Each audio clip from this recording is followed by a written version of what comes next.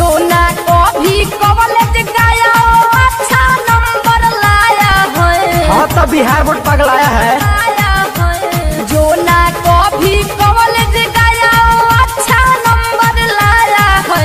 सबको मिला है फर्स्ट डिवीजन बिहार बोर्ड पगलाया है।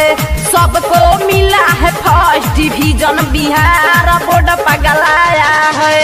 भैंस चराया वो टॉप हलाया पढ़ने वाला पछताया है। भैंस चराया वो टॉप हलाया पढ़ने वाला पछताया है। सबको मिला है फर्स्ट डिवीजन बिहार बोर्ड पगलाया है। सबको मिला है फर्स्ट डिवीजन बिहार बोर्ड पगलाया है। मुँह नहीं देखलस जवन कॉपिया किताब के ऊपर के नंबर अब की मिलल बच्चा पके। मुँह नहीं देखलस जवन कॉपिया किताब के ऊपर के नंबर अब की मिलल बच्चा पके।